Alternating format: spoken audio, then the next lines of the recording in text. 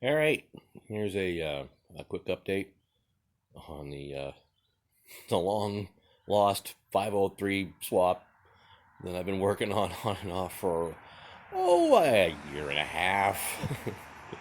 Let's see, last time we were working on this, I think it was last March, and we started to do the teardown on the engine, which we did. Cylinders are back from the machine shop. They are, they're buried in the Boxo parts. Shout out to RPM Racing Engines in Auburn, Maine for honing the cylinders for me. So we're down to working on getting the engine aligned. Of course, the engine's out now, but the alignment, when we last left off, the alignment was off on this significantly. It needed to come over towards the mag side. And after several careful ichrometer measurements, and actually just sort of, messing around, test fitting things,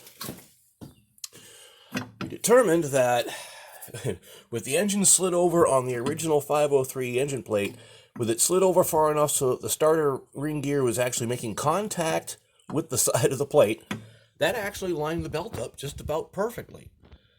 So I used that as sort of my reference point. And so what I did was I measured from,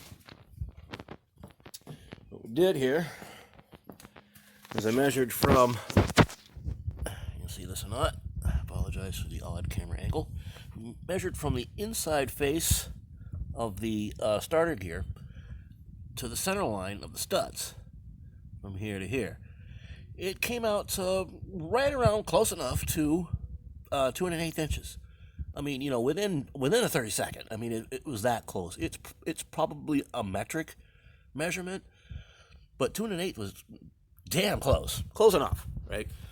So now we took that measurement, transfer it over to the plate, and since when we lined everything up, the ring gear was in contact with the edge of the plate here. So all I did was measure on the plate, took that same measurement, 2 1/8, and I haven't marked it yet, but it's over in here someplace. Now that was with the engine plate kicked all the way over this way. So we've got about 1/4 of an inch, a little over 1/4 of an inch of gap right there, right? So we went to 2 1/8 here. If we move the engine plate back this way, about 1/8 of an inch, that centers everything. On the studs, just about. That gives me a good amount of equal travel either distance. So 2 1/8 plus the 1/8 inch that we make up for by moving the plate, that puts my total cut at about 2 1/4 inches, which is going to be, pointing with my fingers, probably not the most accurate. Let me right in here someplace. So now what I need to do is mark a center line from that hole to this hole, nice and straight, nice and centered, and then measure on that center line from the edge of the plate to 2 1/4 inches, and then drill, and drill the hole, and then whatever measurement this is from this hole to this hole, we then just duplicate it on the center line from the new hole out to here. Now the rub on that is that for this hole, it's going to put that, you can see the marks from the stud, it's going to put it right on the edge of this plate. Well, that's okay. I'll probably just wind up slotting it, and it'll make for a slightly stronger, because there'll be a chance for as many stress points, so hopefully won't crack, and I'll try to smooth everything as best I can. But I mean, it'll be held in place by 3 other studs. This stud, while the other 3 will keep it from moving side to side, this stud can still contribute to holding it to the plate. So this will be slotted, and that stud will be right on the edge of the plate. It can still do its job. I think it'll be okay. I'm going to give it a try. And then, of course, since the ring gear was in contact with the edge of the plate, we're going to have to clearance this. We're going to take that out from there to there.